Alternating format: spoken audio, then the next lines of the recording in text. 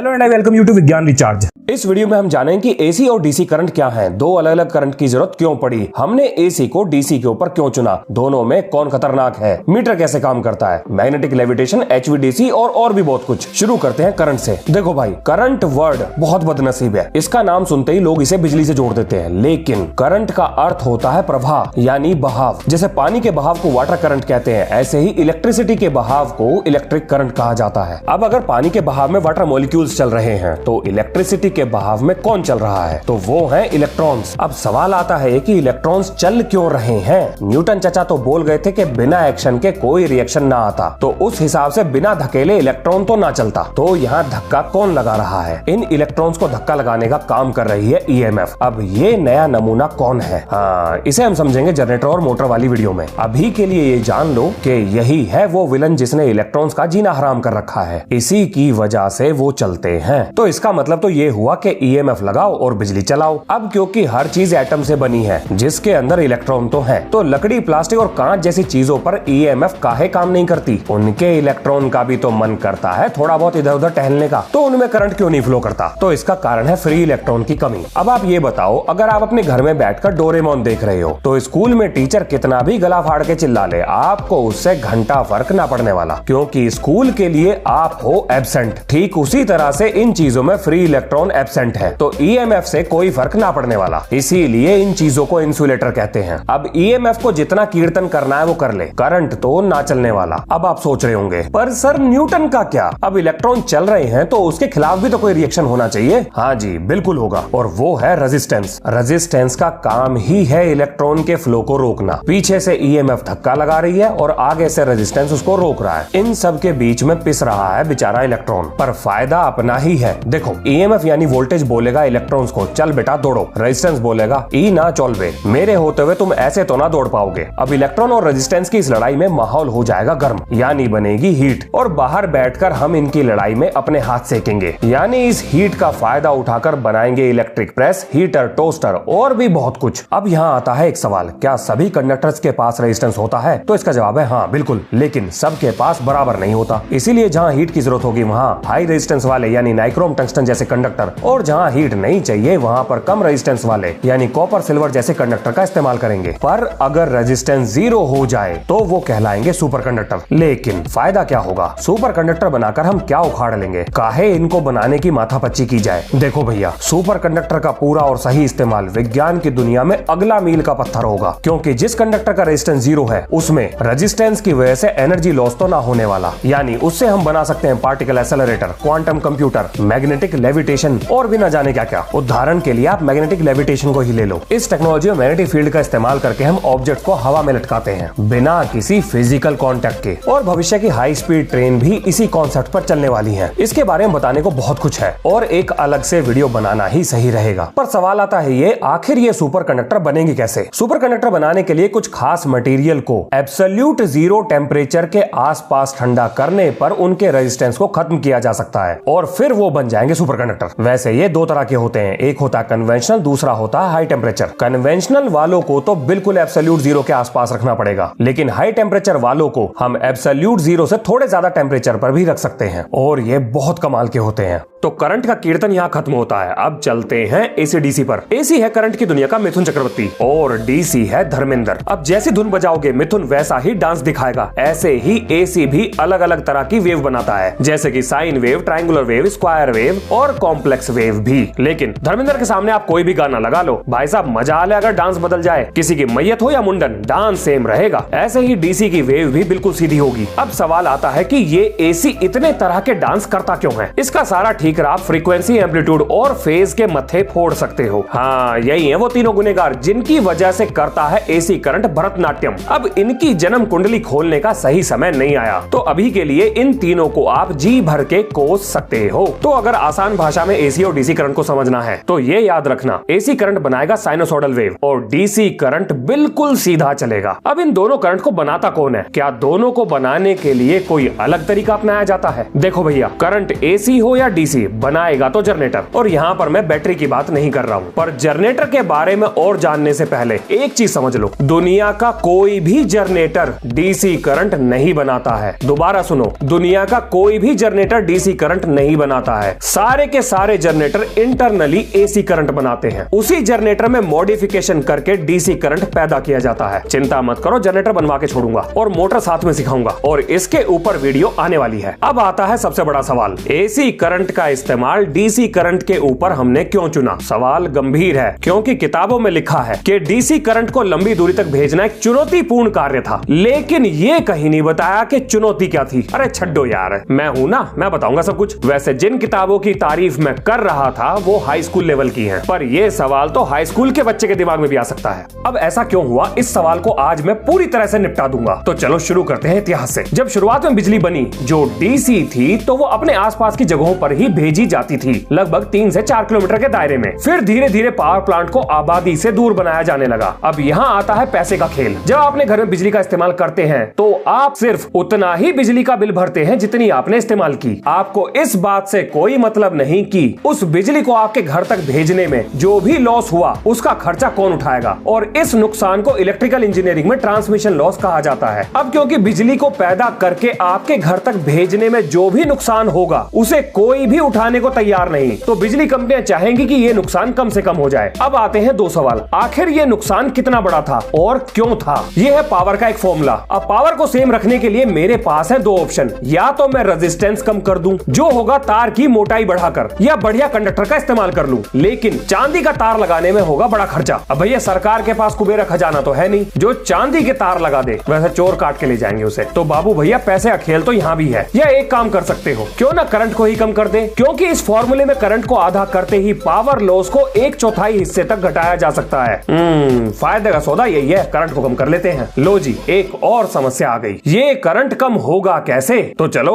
Ohm's law पर चलते हैं। अब यहाँ से हमें पता लगा कि बिना रेजिस्टेंस के साथ छेड़छाड़ किए करंट को घटाने का सिर्फ एक ही तरीका है, और वो है वोल्टेज को बढ़ाना। एक और समस्या, अब इस वोल्टेज को बढ़ाएगा कौन? तो ये काम करेगा ट्रांसफार्मर, लेकिन ट्रांसफार्मर डीसी करंट पे काम नहीं करता। और वो ऐसा क्यों नहीं करता, इसका जवाब मैं ट्रांसफार्मर वाली वीडियो में पहले ही दे चुका हूं। तो अब हमारे पास एक ही रास्ता बचता है कि हम एसी करंट का इस्तेमाल कर लें, क्योंकि ट्रांसफार्मर एसी करंट की वोल्टेज को बढ़ाकर करंट की वैल्यू को कम करके लॉस को कम कर सकता है, और इस तरह से पावर पहुंचेगी लंबी दूरी तक। अब आते हैं बिजली के मीटर पर। आज से लगभग 20-25 साल पहले पुराने मीटर जिसमें लोहे का पहिया घूमता था, लोग उसमें चुंबक लगाकर उसे रोक लेते थे। ससुरा बड़ा फिरकी बना घूम रहा है, ले चुंबक, ना रहेगा बांस ना बजेगी बांसुरी, मतलब ना घूमेगा पहिया और ना आएगा बिल। सरकार भी पूरी चालाक। अब सरकार ने यहाँ से सीख लिया एक सबक और उखाड़ लिए पहिए वाले मीटर और लगा दिए डिजिटल मीटर। अब ये बहुत चालाक है। थोड़ी देर के लिए मान लो कि एक तार से चार्जेस मीटर से निकलकर घर में जा रहे हैं और काम करके दूसरे तार से वापस आ रहे हैं। वैसे एसी करंट में ऐसा नहीं होता, पर समझने के लिए मान लो कि ऐसा हो रहा है। अब क्योंकि आप मान चुके हो तो सुनो आगे। आप भी हो पूरे धुरंधर। आपने सोचा चलो मीटर से एक तार यानी लाइव वायर ले लेता हूँ और न्यूट्रल कहीं और से ले लेंगे, क्योंकि मीटर से निकले हुए चार्जेस जब वापस नहीं जाएंगे तो बिल कहां से आएगा। पर भाई साहब ये नए वाले मीटर हैं, अगर एक बार चार्जेस ने हाजिरी लगा दी कि जी हम काम करने जा रहे हैं, और अगर वो लौट कर नहीं आए तो भी मीटर ये मान लेगा कि आपने बिजली खर्च की है। और एक और कमाल की बात सुनो, अगर आपने लाइव वायर बिना मीटर के ले ली और न्यूट्रल वायर मीटर से ले ली तो भी ये बिल बना देगा। बहुत खतरनाक मीटर है। अब बात करते हैं HVDC की। अब ये बड़ा ही मजेदार टॉपिक है। अगर हम 1000 किलोमीटर से ज्यादा दूरी पर इलेक्ट्रिसिटी को भेज रहे हैं तो उसे डीसी करंट के रूप में भेजना ही हमारे लिए फायदे का सौदा है। अच्छा, अगर डीसी करंट में हमारा फायदा है तो ये ख्याल पहले क्यों नहीं आया? क्योंकि हमारे पास ये टेक्नोलॉजी थी ही नहीं कि हम कम खर्चे में डायरेक्ट करंट को दूर तक भेज सके। लेकिन आज हम ऐसी टेक्नोलॉजी बना चुके हैं। अब एसी करंट के साथ एक स्किन इफेक्ट नाम की परेशानी भी जुड़ी है, क्योंकि एसी करंट अपनी दिशा बार बार बदलता है तो उसकी वजह से इलेक्ट्रॉन्स कंडक्टर की सरफेस पर पहुंच जाते हैं, जिसकी वजह से पैदा होती है हीट और बढ़ जाते हैं लॉसेस। पर यह समस्या डीसी करंट के साथ नहीं है, क्योंकि उसमें दिशा नहीं बदलती। अब यह अकेला कारण नहीं है जिसकी वजह से डीसी करंट को लंबी दूरी पर भेजने में हमारा फायदा है, और भी बहुत से कारण इसके साथ जुड़े हुए हैं। लेकिन वो कहानी बहुत डीप में चली जाएगी। पर यहाँ से आपको मोटा मोटा आइडिया लग गया होगा कि एसी और डीसी में हो क्या रहा है। अब एक सवाल जो मेरे से बहुत ज्यादा पूछा जाता है कि एसी और डीसी करंट में खतरनाक कौन है, तो भाई साहब बिना सोचे समझे मेरा वोट एसी को जाता है, और उसका कारण है उसकी फ्रीक्वेंसी। क्योंकि एसी करंट में बार बार पोलैरिटी चेंज होती है तो शरीर में एंटर करने के बाद बहुत तेज रफ्तार पर मसल कॉन्ट्रैक्शन होंगे, और ये कॉन्ट्रैक्शन किसी के भी तोते उड़ा देगा। तो जी आज का प्रवचन हो गया समाप्त। वीडियो बढ़िया लगी तो लाइक मार दो, ज्यादा बढ़िया लगी तो शेयर मार दो। मिलते हैं नेक्स्ट वीडियो में। जय हिंद, जय भारत।